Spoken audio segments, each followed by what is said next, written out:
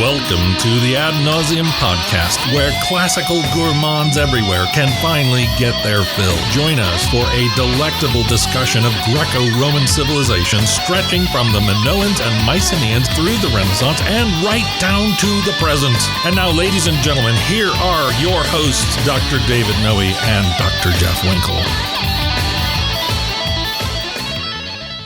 Ad Nauseam listeners to episode 48 of the podcast. As always, my name is Dr. David Noe. I'm here in the vomitorium with my good friend, recently convalescing, Dr. Jeff Winkle. Yes. How are you, Jeff? I'm doing okay. Yes, struggling, fighting a cold. The listener can probably tell. Another summer cold? Another summer cold. Yeah, this is maybe my third one. Wow, that's terrible. Yeah. So I got a bit of the frog in the throat, but okay. Well, we're gonna make it. What have you been up to recently? I spent a weekend in the lovely city of Detroit, Michigan. Motown. Was it like a family vacation? I understand. It was my wife and I get away. You know, we're all couples like to get away. Detroit. Right. What kinds of things did you see there? Well, we went to a baseball game, saw the Detroit Tigers lose to the Orioles. All right. We went to what's called this Van Gogh immersive experience. Really? Which was amazing. They plunge you underwater? They take like a head in a toilet bowl. Okay. They shove you in there and the Van Gogh. What do they call that? What am I looking for? It's the Van Gogh swirly. Oh, it brings me back to junior high, man. But no, it was this really cool room where they project Van Gogh's paintings on the floor and on the walls, and they animate them. It was a really brilliant mix of kind of old school humanities and cutting edge digital technology. Fascinating. Yeah. And speaking of cutting edge, to make it truly immersive, do they remove your ears at the end? They do. I mean, Okay. they didn't mention that in the brochure. It wasn't in the fine right, print. Exactly. But there's a guy waiting with a scimitar. Yeah. At the exit. Right. So a Procrustean finale. exactly right. So Okay. I'm regretting that I upped for the VIP package. Wow. Right. Wow. So before we get to the main event today, Yes. which is our conversation with Dr. Patrick Owens, we have a shout out, don't we? We do, and this goes to. Katie Donnelly. I remember Katie. Yeah, I have a dim memory of Katie because I only started at Calvin, a former institution, 2007. She left in 2009, but you interacted with her quite a bit. Oh yeah, I had Katie in lots of classes. She was a fireball. Right. Spunky. Okay. Right. Never shy to offer an opinion. I loved having her in class. She's great. Yep. So she writes, I graduated 2009 from Calvin University, nay College, with a double major in classics and ancient Greek. I managed to sneak in some Latin as well. Good job, Katie. And that led me to a master's in anthropology and museum studies. And get this, Jeff. Yeah. She currently works at a history museum in Metro Detroit. Oh my gosh! I had no idea. I would have swung by. Yep. She says, I love listening to the podcast while doing projects on my old house. Dr. Winkle was my advisor. Yep. Good job, Jeff. I remember that very well, yeah. And she was on the equestrian team, and you, Jeff, were the faculty liaison. Trying to stir up some trouble? Oh my goodness, yeah. Not my finest, proudest moment is I was a terrible advisor to the equestrian. Really? Never ridden a horse in my life. Right?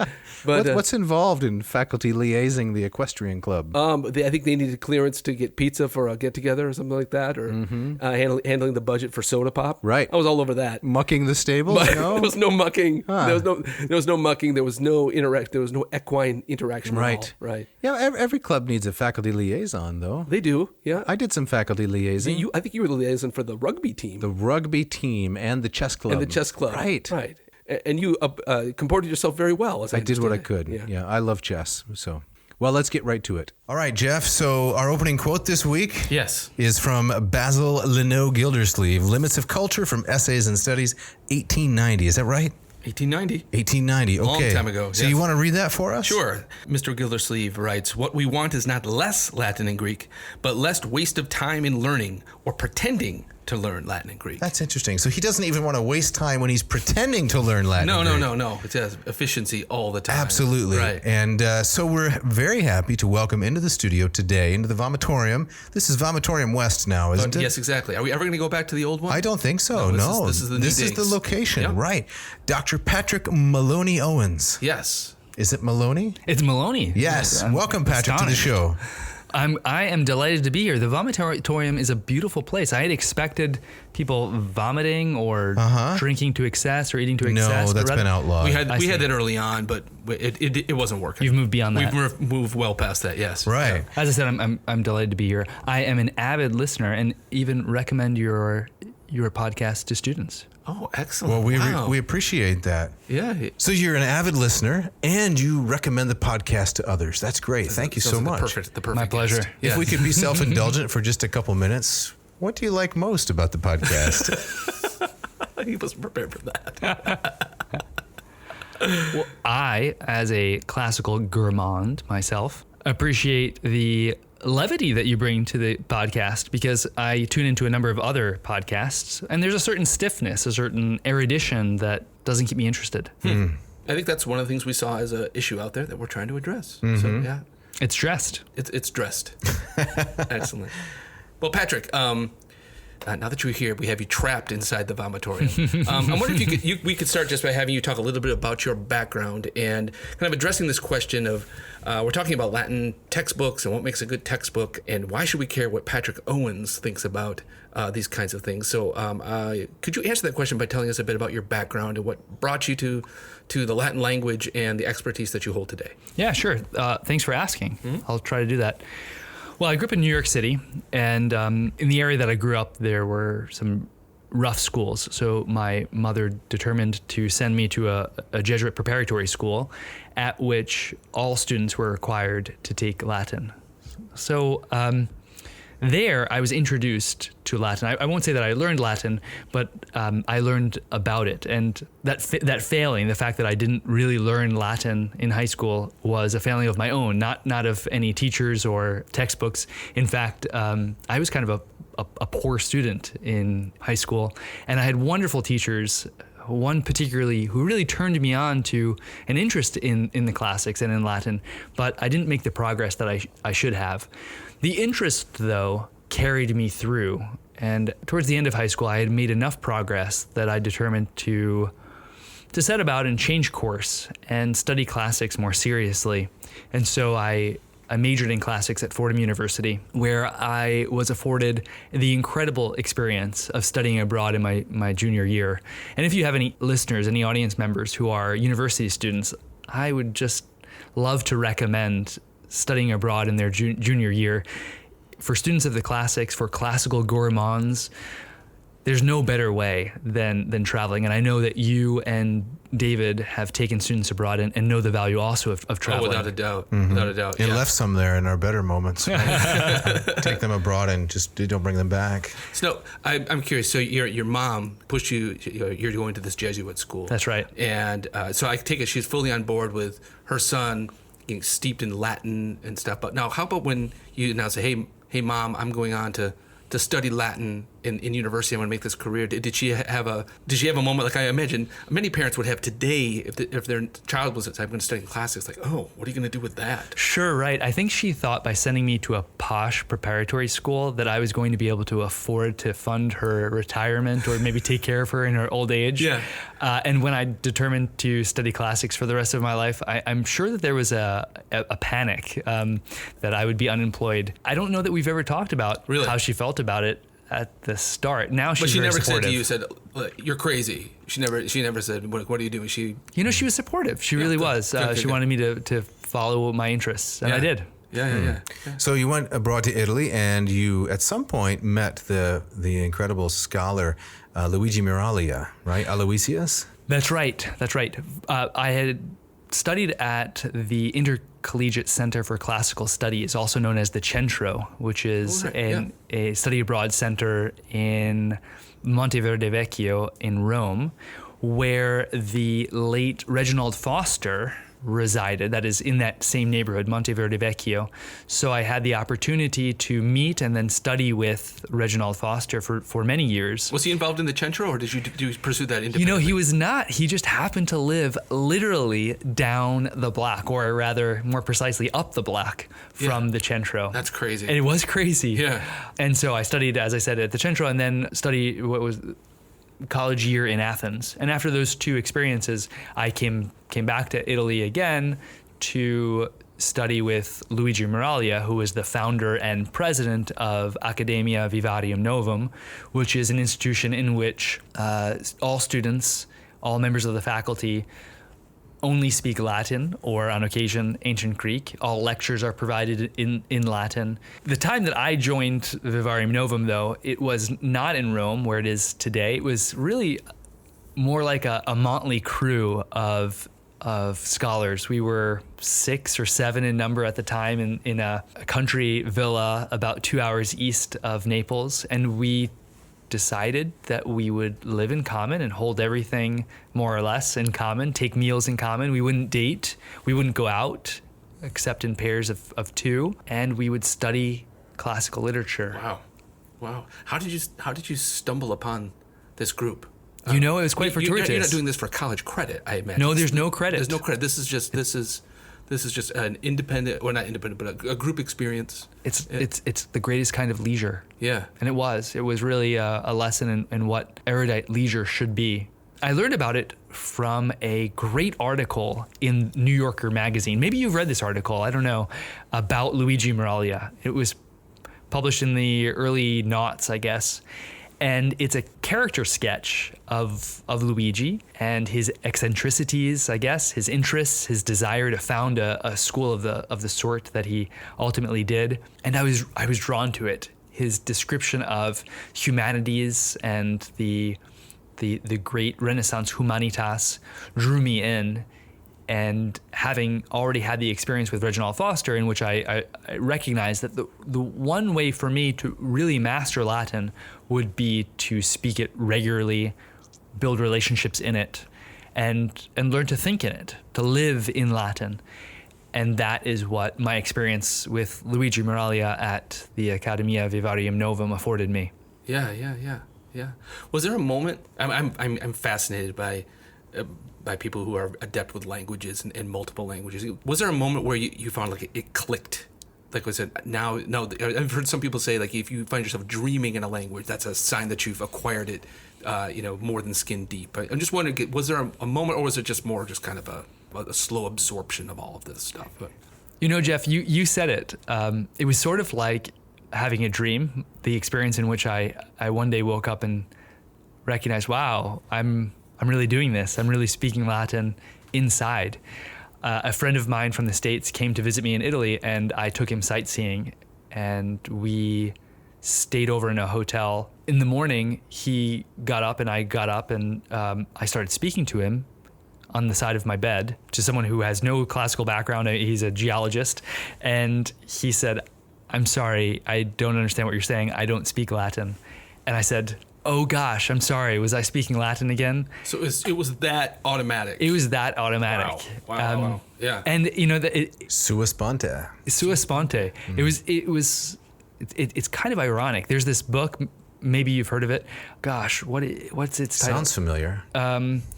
It's how to cuss in Latin or obscenities in Latin. It's how to insinuate, abuse, and revile. How to insinuate, abuse, and revile in Latin. Oh.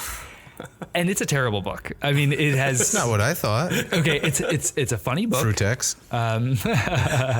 Some of the Frutex means some of the blockhead. Latinity is pretty questionable. Okay. And some of the language is vulgar. But there's a line in there that says, "Sorry, was I speaking Latin again?" And sort of as a joke, like, how could that ever happen, right? And that's literally what I said. Yeah, that's wild. That is so great. Yeah, I'm trying to keep the kind of the timeline straight. So you at the Centro, you studied with Foster, and then at the Luigi School, was that the kind of the third? Is it? So there's a piece in between, which is I went to the Conventiculum Lexingtoniense, which is a conference in Lexington, Kentucky, where scholars, aficionados, Latin lovers from around the world come. Klingon speakers, don't forget. That's true. Is that true? It is really? true. Well, That's why I said it, Winkle. But at the Latin They're speaking convention, Klingon. All right, please go on, Patrick. Well, about 100 people used to get together, and I should say about 100 people get together annually there. COVID has created perhaps a pause in that temporarily, to speak Latin and to grow in their ability to converse and read Latin fluently. So I went there that summer, and lo and behold, Luigi Miraglia was there, and I had read this description of of his character and his desire to start a school, and he invited me to come back to Italy and to participate in this experiment. Okay. And so that was the third piece then. Okay. And then so from there, then you went to the school. That's right. That's right. Did you ever study with Chef Boyardee somewhere in there? I didn't. He and I were like ships passing in the night. Just missed him. Well, that's too bad. So then, Patrick, after you finished studying with Aloysius, you went back up to Rome and took a PhD at the Salesian Institute. Is that right? That's right. So Aloysius is Luigi Miraglia's Latin name. I should add that for your listeners. After studying with Aloysius at the Accademia Vivarium Novum, I studied then at the Institutum Altioris Latinitatis, or the Institute of Higher Latin Learning, which is a pontifical institute. Ooh. No, nothing special other than the name. A pontifical institute located at the Salesianum, also in Rome. And you got a pompadour. Right after defending my dissertation, which I was able to write in Latin, which was why I stayed there, because as far as I knew then, there wasn't anywhere else in the world where I could write my dissertation in Latin. I was given a pontifical looking hat. And I believe that I retrieved it when Jeff and I were in Italy. Oh my goodness, that's right. In 2016. With the hat? Yes. Wait, why didn't you have your own hat? Well, I had ordered it, and of course it's made to fit your head. It's a PhD tam kind of And thing. I must have an irregular head. They didn't have my pompadour or my beretta in stock. In stock, okay. So they had to make it for me. You had a custom. And you picked it up for me. Okay, I completely Thank you. forgot about that. Dropped it off at the hotel, was it Gilberti? Gilberti. Right by the Termini? Oh, this is coming back to me now. Right? Yeah. Wow. I owe you a debt of gratitude. Do you teach in it? Do you ever? Of course, I wear it in the shower. No, I have to. I wear it only when we would otherwise wear academic garb. Gotcha. Yeah. Or when you're pontificating, right? When I'm pontificating. Which is often. So should we get right into it then and start taking a look at some of these curricula and maybe frame the conversation a little bit? I think the first question we'd want to ask, especially in light of the fact that a lot of our listeners are either Latin teachers themselves, many of them are Latin students. They're going to be going back to school pretty soon here if this episode drops when we intend it to, and they're going to face some curricular choices. How do we get some Latin into these young minds? So maybe this episode and the next one can be especially useful as people consider how they're going to go about teaching Latin. So the first question I think we can just throw around a little bit is, what makes a good Latin textbook, right? What makes a good Latin textbook? Patrick, do you have any thoughts on that, just in general terms, before we get down to the specifics of the different exempla we're going to examine? Sure. I think that's a great question. It's a good place to start, too. Perhaps even before that, though, we might consider what is a textbook, because many instructors assume that the textbook is the curriculum, that the textbook is not just the curriculum, but that is also sort of an adjunct professor or an adjunct instructor, that the textbook is supposed to teach the students. I see. It's kind of strange because instructors draw a salary. Right. And textbooks rarely draw a salary, That's in my true. experience. So you weren't going to say before we consider what a textbook is, we should consider what a book is? We're not going to go that far. Okay. So if I understand your point, Jeff, help me out here. Yeah. It's really not the textbook that's teaching the student. Is that partly your point? Crazy idea, right? Yeah, the textbook is to be a facilitator of the skill set you're trying to get the student to appropriate. I like the Latinate vocabulary of facilitate, but I would describe the textbook simply in good old Anglo-Saxon tool. It is a tool for the instructor. And if the instructor treats the textbook as the instructor becomes the tool. Yes. And we've all known instructors who are tools. That's right. Absolutely. So don't take that textbook.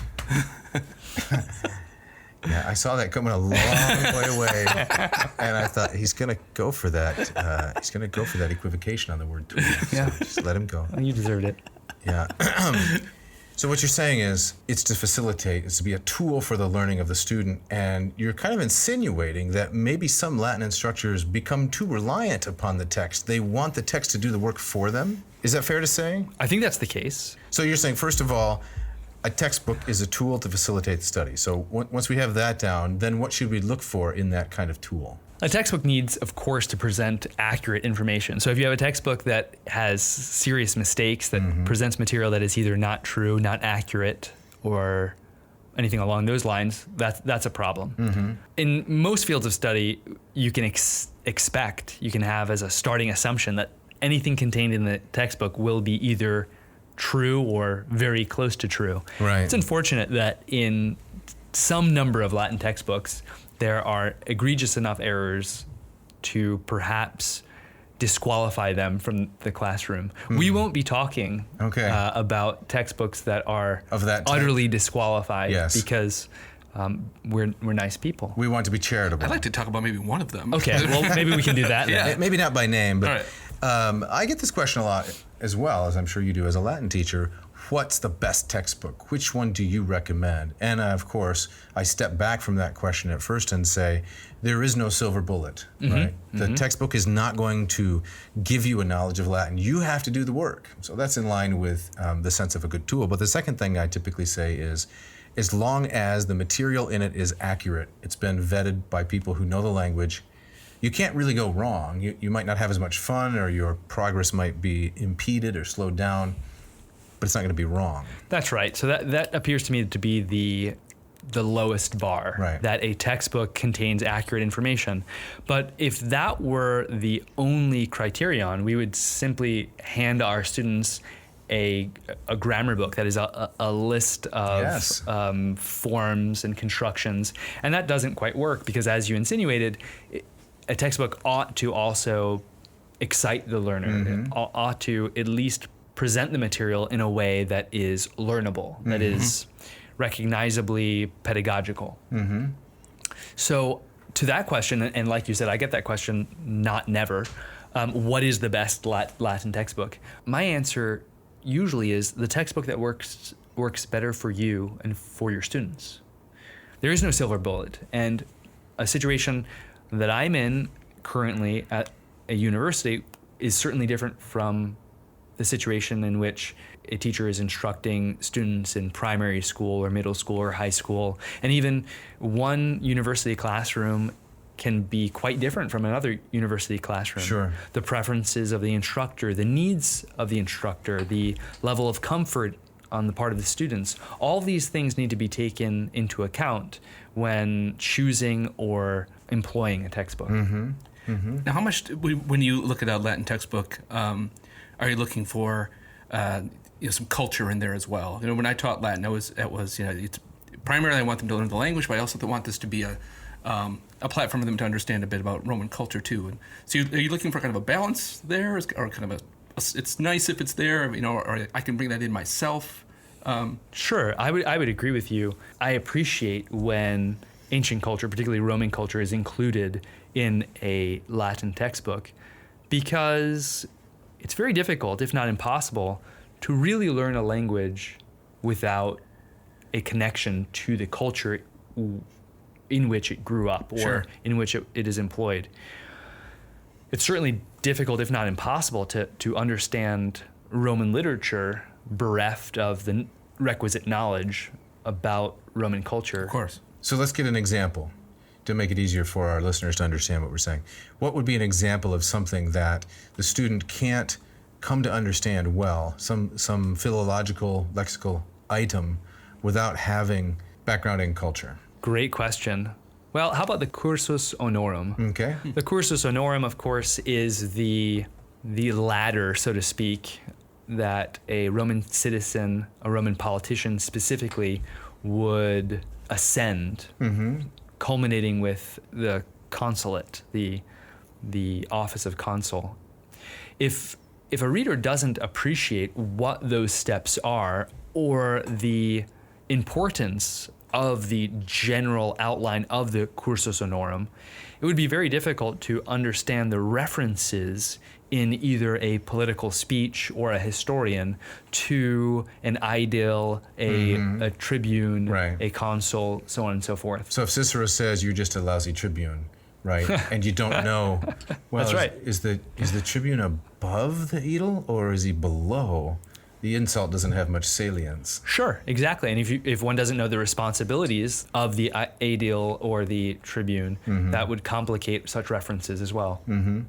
So, like, ideally, for someone starting Latin, would it be great for them to come in having had a course in Roman history. You know, I have a lot of this stuff kind of under their belt, rather than the language course having to double as a history culture course at the That's same right. time, right? That's right. That certainly would speed up the language learning process. But unfortunately, in most environments, we have to assume that our students have little or no knowledge of Roman culture.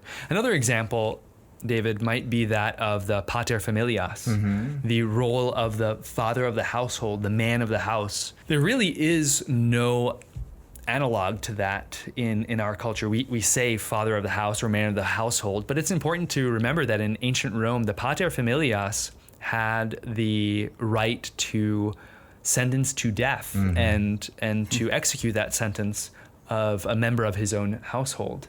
And so the reverence owed in the culture and the prudence of reverence exercised towards the pater familias can only be understood within that context. Sure. So when you say the prudence of reverence, you mean everyone's got to respect the pater familias because he has the right to take your life. At least in theory. The law is going to protect him against any kind of prosecution, so long as That's correct. the social pressure doesn't tip in the other direction. I'm not sure that we have a great number of examples of patres familias taking the life of a son or of a member of his household, but at least that is the idea, and therefore there is a certain debt owed. Yeah. And Okay. Whether the power was used or not, it goes way beyond. When we use the phrase "man of the house," right? It's a thing that's completely other. When I imagine a man of the house, I imagine a man wearing a wife beater with that, a of beer course, belly. is a certain kind of T-shirt that's a tank top. Yes. You don't think that your audience members know what I don't know. Okay. And he's got a beer in his hand. That's an alcoholic beverage. Right. And he's sitting on a couch. Yeah. That's not a pater familias. No. So those two terms are really Light years quite apart. different. Yeah. Right. Exactly. Yeah. Right. So we've talked then about what is a textbook, what's the role of a textbook. We've talked a little bit about some cultural elements. What do you think is a good way for a textbook to organize material? Because one of the things I noticed when I began doing some of the homework for this episode, refreshing my knowledge of some of the different kinds of textbooks, is the presentation's always quite different. Most textbooks in Latin, they're going to begin with the first person singular and maybe the first declension in the first chapter, but where are you going to put some of the other things? There's quite a lot of variety. Does the gerund and the gerundive, do they go in the same chapter 28, and dative with special verbs? Where are we going to stick that? So what do you think about presentation as an important element of textbook composition? That's hugely important. That's right. To Jeff's point, the organization of culture and grammar and examples of literature or readings can make or break the presentation of a textbook. Can make it really usable and user friendly, or it can make it difficult to employ in a classroom. As an instructor, I prefer a Latin textbook to be Latin heavy, and that's because. But what I mean by Latin heavy is that it contains a lot of Latin, and it contains a great number of readings and plenty of examples of Latin. There's a tendency in certain Latin textbooks to provide sentences out of context, or to provide in each and every chapter only a few lines of Latin and many paragraphs about Roman culture. And that Roman culture is always in English, or almost always in English. And that doesn't aid in the acquisition of a language, right? In order to acquire any language, one needs to be exposed to it. No one learns a language by simply looking at grammatical charts or reading about a language. And so that's really the difference, perhaps, between learning a language, as it's commonly put, which is really learning about a language, and acquiring a language. And in a textbook, that comes down to the presentation of material. If the language isn't presented in a way that is accessible, the learner, the user, can't acquire the language from the page because there's just not enough provided to the learner. And we see that problem in many, many introductory textbooks, especially those that are developed for secondary school. Right. This is what Stephen Krashen would call comprehensible input. That's right. There has to be Very enough good. comprehensible input, CI. Yes, excellent. Right. To the point of organization of when certain grammatical concepts come up, Anne Mahoney, who is a professor at Tufts, Right. has an excellent article which I recommend to your listeners. I believe the title is "The Forms You Really Need to Know," Yes. in which she runs the statistics of the appearances of certain forms. Say, how frequently does the first person singular present indicative appear compared to the third person plural of the future perfect passive indicative? So if I could just break in here, I've seen that article. You know, we talked about it. You recommended it to me. I share it with everyone who would like to read it. I hand it out on the street. Hey, you want to see this? This is really fascinating. I've seen you. It's really When we awkward. go on Proselytizing we go on for Anne vacation Mahoney. and so forth. And I believe almost 75%, it's something like 74.8 of all verb tenses in Latin are either the present or the perfect. That's right. So if you know the present and the perfect, you can skate your way, fudge your way through the additional tenses. I mean, you don't want to do that, but where should you place the bulk of your study? It should be on those tenses, just in terms of practicality. Well, let me ask Patrick, but also you, David. Have you ever chosen a textbook and with some of these ideas in mind, saying, we're going to start with chapter 4 because I think this is we need to front load the student study with it because of these things, or not. I'm curious if you've ever just. That's a great question. I haven't. Have you? No, I haven't. Okay. It just popped into my head of we're just gonna. Yeah, just to go 3 for 3, I haven't either. But I have had severe criticisms of textbooks based on that fact. Why is the subjunctive so late in so many textbooks when in fact it's a really common form? It occurs quite often, specifically the independent subjunctive. The subjunctive is used independently, right? Not subordinated to another verb. That's right. Quite often. So why delay something that students are really going to need? It's like, teach you how to play basketball, and we'll spend all the time dribbling and shooting, but not passing. Yeah. Right? We can learn that later. Right. Maybe that explains the NBA today. That stands for National Basketball Association, Patrick. Thank you. And the reference is a lot of the players will shoot and dribble, but they don't pass because it's no longer a team sport. Oh, well, thank you. I appreciate you welcome. helping me through that reference. You're welcome. You're welcome. You won't be surprised that from Anne Mahoney's research, we can tell that the first person singular form of verbs is much less common than the third person plural or the third person singular. And that is perhaps a function more of the corpus that we have than of a representation of actual Roman speech or use of Latin. So we're not trying to say something necessarily about the language itself, but at least the literature that students are likely to encounter after studying Latin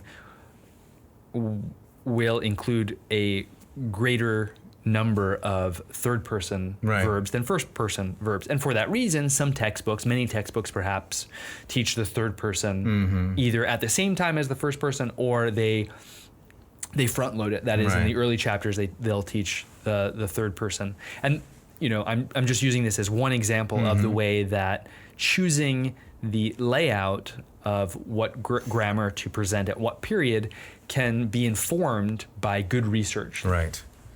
Right. So although you're speaking English, let me translate a little bit for listeners. What you're saying is the selection of literature in terms of which person and number of verb is presented might be a little bit artificial. So it's not as though, Quintus on the street is saying to Gaius, I really can't use the first person singular. I'm going to use the third singular and the third plural because that dominates Latin. So they may have been using all the persons and numbers just as much as we do in a very natural fashion. But the literary record elevates the prevalence of third singular and third plural. Is that right? That's right. And a great example of this, a great concrete example, is Caesar's commentaries. In Caesar's commentaries, Caesar has the tendency of saying, Caesar sends 3 legates, Caesar set up camp, so on and so forth, instead of saying we or I.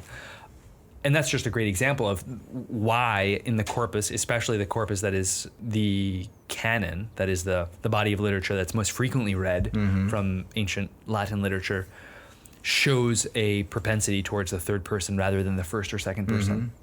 So that's not just Caesar kind of going all celebrity on us, like Shaquille O'Neal used to talk about. Shaq doesn't like to do this, so he's not just doing that kind of thing. It's interesting that he's you big timing us. You use Shaq there.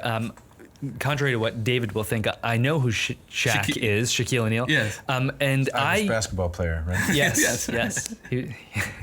I use for that example Bo. Remember Bo Knows? Oh, Bo Knows. Right. Bo Knows. Bo Jackson. Bo Jackson. Yes, exactly. Mm-hmm. Yeah. And Bo in those commercials or in those ads didn't say I knows. Right. He said Bo knows in the third person, even though it was Bo. Right.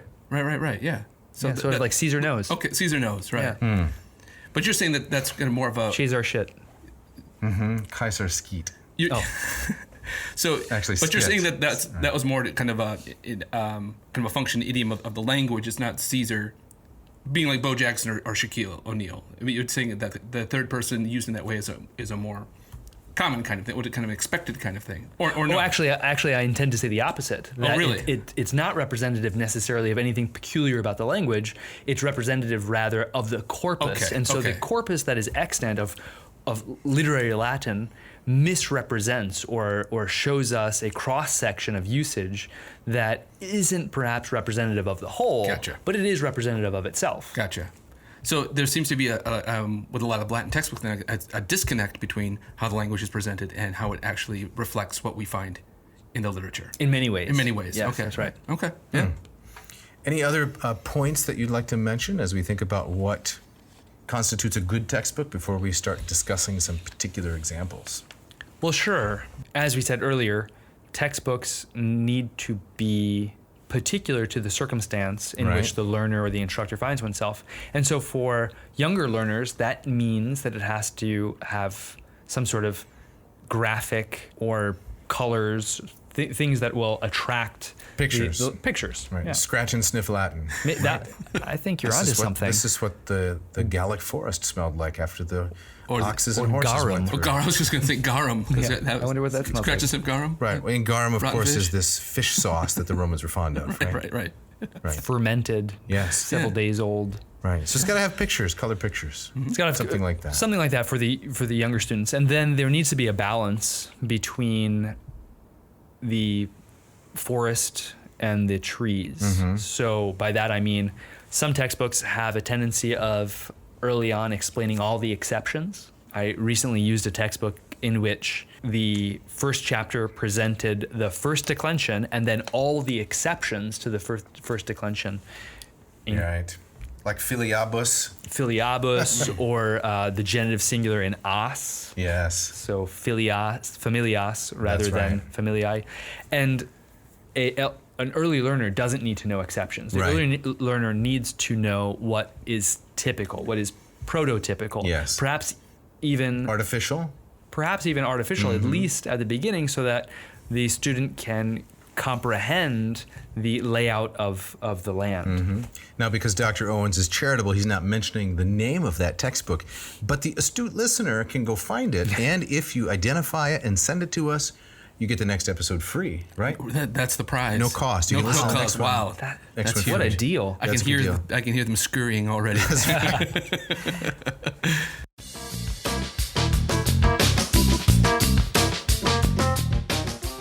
Today's episode is brought to you by Hackett Publishing, based in Cambridge, Massachusetts, and right here in the heartland, Indianapolis, Indiana. Hackett has been bringing high-quality translations and primary texts and editions to readers and students for how long, Jeff? At least 40 years. A very long I want to say time. more than 40 years. Yeah. Yeah. What kinds of things do you like about Hackett's offerings? I love their the readability of their translations. I love the way they are close to the original languages, but are yet accessible to the average lay reader, and they please kind of your newbie student all the way up to your experienced faculty. Right, and I understand you love the covers too. Oh, the covers are great. You always talk about the covers. They're so clever. like you just stepped out of a Van Gogh immersion event or something. Exactly right. My favorite is on the cover of their translation of the Bacchae. Yes. They've got Elvis Presley at his military induction, but Yes. it looks like he's been arrested. Okay.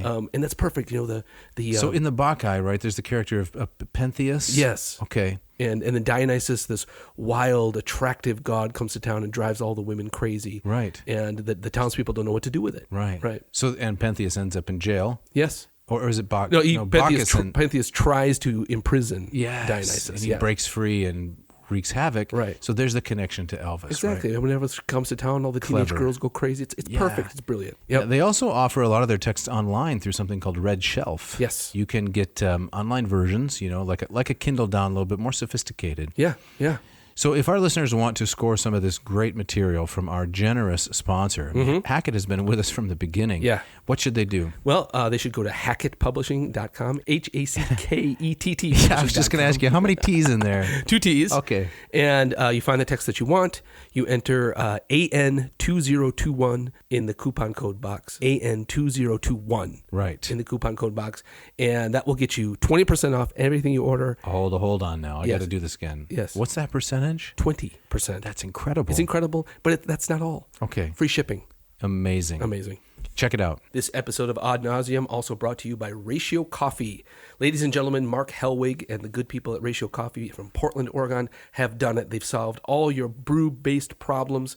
There's no reason to go down to the local overpriced drive-through coffee store. Just get yourself one of the great machines from Ratio, the Ratio 6 or the Ratio 8, and there's no need to ever go out to one of those places again. Yeah, well, thanks, Jeff. I am totally in agreement with you there. So I'm not going to go down to those, what did you call them, those fancy pants, brew barns? The brew barns and beaneries. Right, You don't want to go there. But Jeff, what if I want to buy one of those plasticky, cheapo appliances for $21 and make my coffee that way? No, that's even worse. How come? That's even worse because it's going to be, they got the carafe sitting there on the burner. Yes. And it's making a lot of noise as the water comes through the head. It's terrible. Right. It's terrible. You know what I don't miss? What? I don't miss that smell of burnt coffee. No. I haven't smelled burnt coffee for more than 2 years now since I got the Ratio 8. The Ratio 8. You got the Yes. 8. I've got the 6. And you don't have that problem either with that scorchy pad underneath. No. That sends brackish tang throughout your living area. No. And that highly polished metal carafe. It's gorgeous.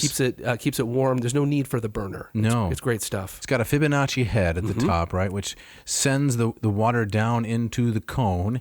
And I have to tell you, Jeff, I heard from one listener they liked the bloom with a brew. I'm glad somebody liked that. They liked that Hitchcockian pun. Yes, Right? yes. So anyway, there's the bloom stage. You put a little bit of very hot water down into the grounds, and all of the CO2 off gases, which gives it the bad taste. And I never knew that. I didn't either. But now I can taste the difference. And then it goes from there into you go into the brew stage. so bloom to brew, and then ready. Yeah. So if our listeners want to have this incredible caffeinated experience that we've been enjoying, what should they do? Well, they should go to ratiocoffee.com, RATIO coffee.com. And if they enter into the coupon code box, the code ANCO, they will get the Ratio 6, the machine that I have and love, and they will get how much off? 15%. 15% off. Yes, you won't regret it. Great stuff. If you love coffee, this is for you. Check it out. And last but certainly not least, this episode is also brought to you by Ad Astra Roasters of Hillsdale, Michigan. Patrick Whalen and his team have been roasting some delicious beans down there. They have this incredible, I can't even describe it, it's such an amazing machine. Heavy sort of thing, roasts the beans only if they score 80 or higher on their little coffee standardized test. Yeah, I believe it's called a bed roaster. Yes, Isn't that right? right. I believe you once even suggested that it might be using parts from Mike Mulligan's steam shovel. That was so many episodes ago. It stuck with me though, so we can't promise Okay, that. But if you're playing the home game, you can mark off Mike Mulligan and his steam shovel. ad nauseum bingo. That's right. Yeah, yeah. And what are some of the blends that you particularly enjoy? I've liked the Tenebrese blend. We from gotta the go to beginning. Tenebrese. It's still my favorite. If you want something lighter, you can go for the Huahuatenango, right? Good stuff for the poetry series. They come in these beautiful bags that are resealable, so Right. no more folding and flapping and No, twisty I hate tying. the folding and Oh, flapping. I can't stand it. Right? Yeah, the Las Lajas Micro Lot, the that's right. Femenino from Guatemala. That's the most recent one I've tried. Great Yes. stuff. Great stuff. So go to, please, Ad Astra Roasters, another Latin name, very nice, ADASTRA, to the stars, adastraroasters.com, and if you enter the coupon code ANAA, Yes. Ad nauseum, AN, Ad Astra, AA, maybe someday we'll sneak another odd in there. And you'll get 10% off any order, and they also have a wonderful subscription service each month, so check it out. Check it out.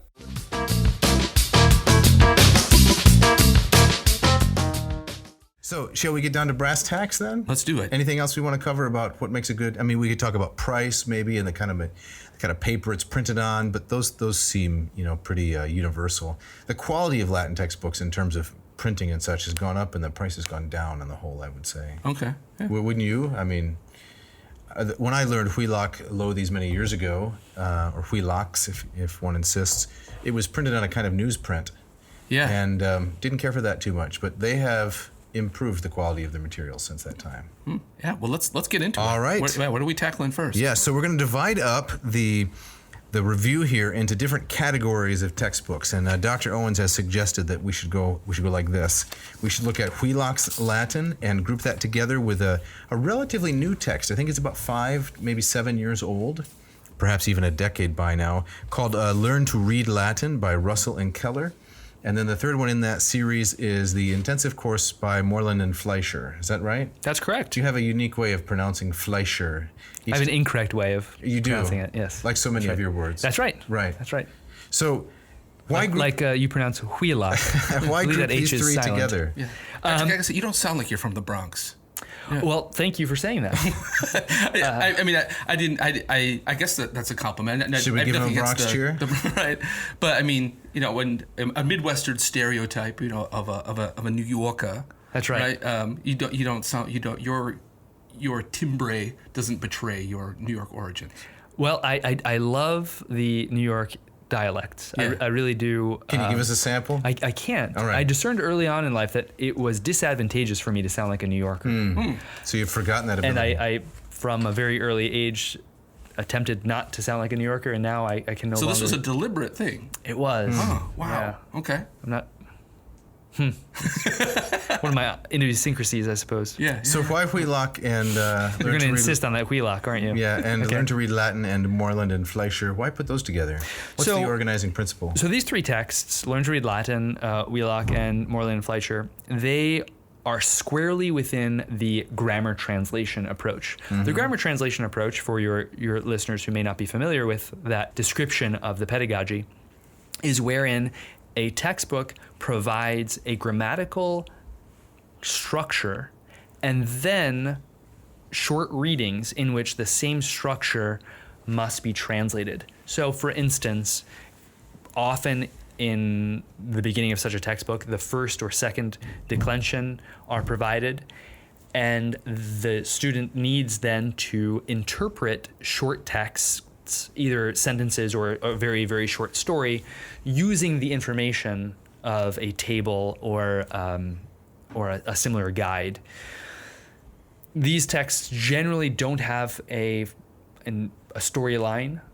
They have often disjointed sentences that are exemplary sentences. We've dealt with the first category, which is those textbooks that are organized according to the grammar translation or deductive method. And as you were saying, Patrick, this approach is present a grammatical principle and then call out sentences from actual authors, usually, that are an opportunity to test this principle. Is that right? That's an articulation of the best of this kind. And Okay. that's a really good description of what happens in Learn to Read Latin, in which the authors have taken pains to present only forms or constructions that appear in real authors. The other two titles in this category, though, don't perhaps meet that criterion. They present sentences that are taken out of context that are not necessarily from actual authors. Okay, Now, some of them have been composed by the authors of the textbook.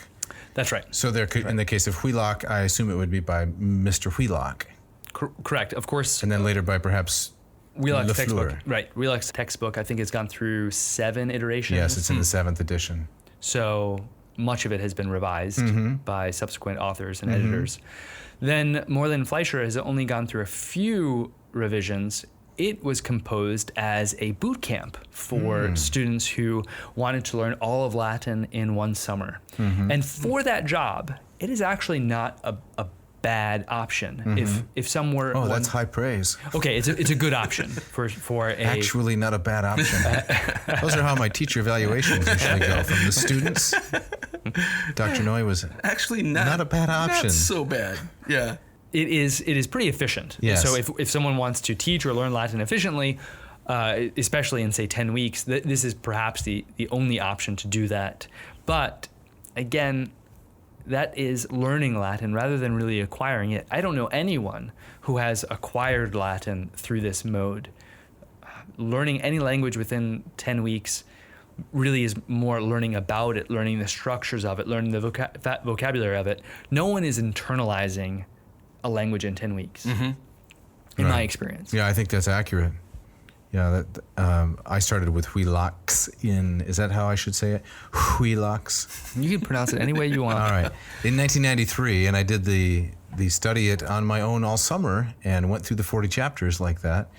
But I don't think that I really acquired any Latin until at least a decade later when I was teaching and then trying to learn some quotidian expressions. Patrick, let me ask you: do you, like, in terms of acquisition, did you feel like you didn't really begin to acquire the language until you were speaking it and kind of immersing yourself in it on that level and say, okay, it's no longer kind of this textual thing. I'm living it. That, in your opinion, does a spoken element have to be part of the acquisition of any language, including Latin, Greek, whatever? That's a great question. I'm not sure. I can't speak to many other languages. I can say when I was learning Latin in high school, I was learning about it, and I wasn't even doing that very well. I began to really acquire it when I was engaged in meaningful communication with other people.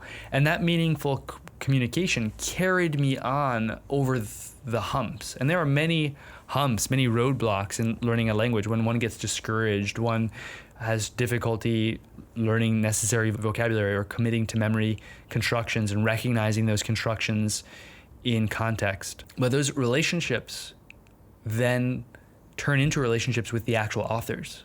All right, so Patrick, when we talk about grammar and translation method and the textbooks giving specific examples of how to test the student on the principle that was just introduced, could we look at chapter 19 of Wheelock and maybe see how this works in practice?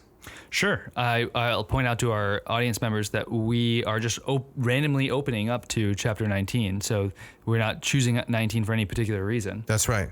Right. And so this is a chapter that I believe deals with interrogative adjectives, pronouns and interrogative pronouns and relative pronouns, right? That's right. So could you read sentence number 1 under the exercitationes?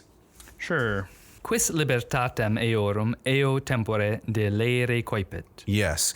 And to give a rough translation, that would be something like, who began to destroy those persons' liberty, those persons' freedom at that time? So the quis here, correct me if I'm wrong, it's testing the student's grasp of this new idea of the interrogative pronoun. Is that right? That's right. That's right. Very good. So in this sentence, not only is quis new to students, but the vocabulary in this sentence is also new. Mm-hmm. So this sentence is requiring students to refer to the explicit grammar that has been presented in the last 2 pages in order to puzzle out or tease out a certain meaning for these sentences. Mm-hmm. That's a great example of the way that grammar translation method works. The grammar is front-loaded. Students need to digest the grammar or study the grammar and then apply that knowledge to whatever exercises follow. Okay. So what do you think about the Latinity of this sentence? Is this the kind of sentence, this is not one that's excerpted from an author, in the Sententiae Antiquae, right, ancient expressions, those are based at least on Cicero, Caesar, Sallust, etc. These are composed by either Wheelock or Mr. Lafleur. But what do you think about the sentence's Latinity? Is it decent? I'll be honest, I am nervous to say on the spot that libertatem delere strikes me as a little bit awkward. Yes. But other than that phrase, other than the joining of libertatem and delere, certainly the syntax and the grammar hold together. Mm-hmm. So what you're saying is you're not sure maybe that libertatem, freedom, liberty as an object, that would normally be an object of a verb like delere. That's correct. Yeah. Right. So we'd have to look at Lewis and Short or some other dictionary and find out, is this how a Roman would have expressed the idea of losing liberty, right? Now, Patrick, I'm also curious, for someone who's spoken Latin for such a long time, when you kind of cringe or mildly cringe at the use of that word. Does that come from? What's going through your head? Are you thinking that's not how a Roman would have written it, or it clangs against your ear? Yeah, great question, Jeff. So the thing is, I work now largely in Neo-Latin literature, which is the literature written after Petrarch. Okay. And so there are certain idioms, certain turns of phrase that come up more and more frequently within that corpus. And because of that, I have trouble just keeping straight in my mind what locutions are really classical Latin and what locutions come up more frequently in later, specifically Neo-Latin literature.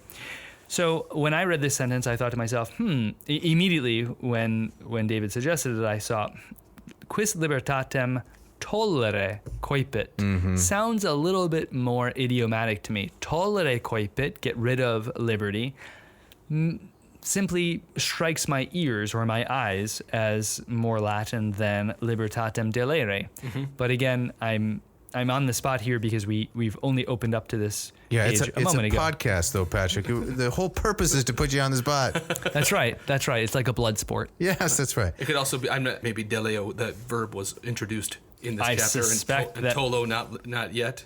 I suspect that the case is or recently, yeah. exactly that, and that they don't know the sense of tolere as get rid of. Right, right. Yeah. So okay. that a student might then think that libertatem tolere would mean to lift up. Lift up, yes. Which is, you Liberty. can't really do that to freedom, right? That's right. You can't pick it up.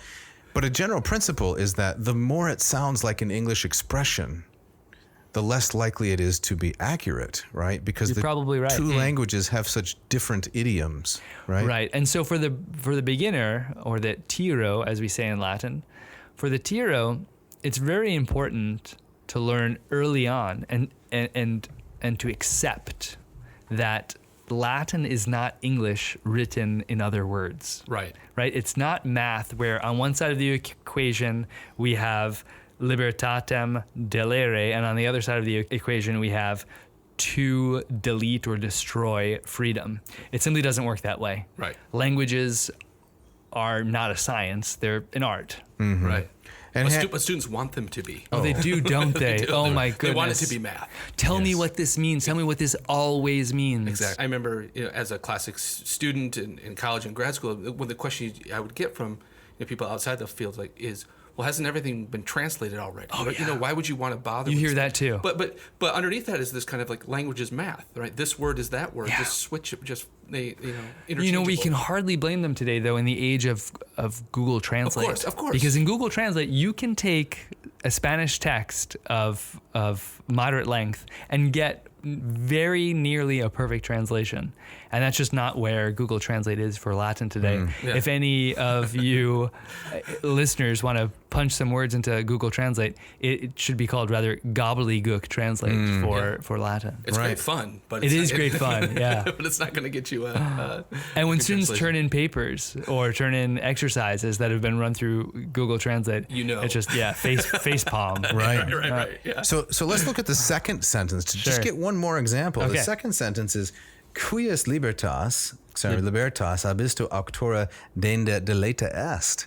So here we see same routine, right? Now we have libertas subject and the same verb, but now in a different tense, deleta est, in the perfect passive. But testing us on the interrogative, quies, right there at the front. So maybe one of the strengths of this method, maybe the main strength, is consistency of testing on a given principle. So if you are a person with a good memory, you may be able to learn this principle more or less with 7 or 8 examples. If you don't have a very good memory, you're toast. That's exactly right. And I'll point out that in chapter 19 here, we have 15 practice and review sentences, 7 sententiae antiquae, which are more or less direct quotes, nearly direct quotes from the authors of antiquity. Here in Sententiae Antiquae, number 1, we have quae est natura animi est mortalis, and that's a quote from Lucretius. But so far, that means that we only have 22 sentences, and then we have 4 more in a selection. So that's 26 sentences in an entire chapter. That's not enough input. Those are not enough illustrative examples of the content of this chapter for a student to genuinely acquire a language. It's enough for a student, in my experience, to learn about the language and to make some progress, certainly.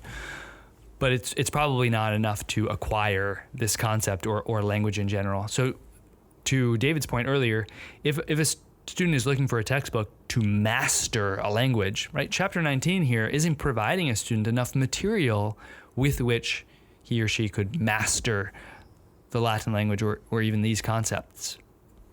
Now here's where a good teacher could step in, using the textbook as a tool, not as a substitute for himself or herself, and say, now the book has given a fairly accurate, workable explanation of the grammar. Now here are 30 pages of actual Latin. Let's go through it, and together we'll see, real life occurrences of these ideas, and we'll gain some nuance and not so much learn about the language, but seek to learn the language. Do you think that's a good approach, Patrick? Absolutely. And to Wheelock's credit, there are two readings here, one from Cicero de Senectute and another from Catullus, that attempt to do precisely that, namely provide material in situ or in context that exercise the concepts that they've seen elsewhere. And there's even a auxiliary text or a companion text to this textbook. I think it's called 30 Stories, in which there are stories that... Yeah, Groton and May, right? Right. Yeah. And that's pretty good. Yeah.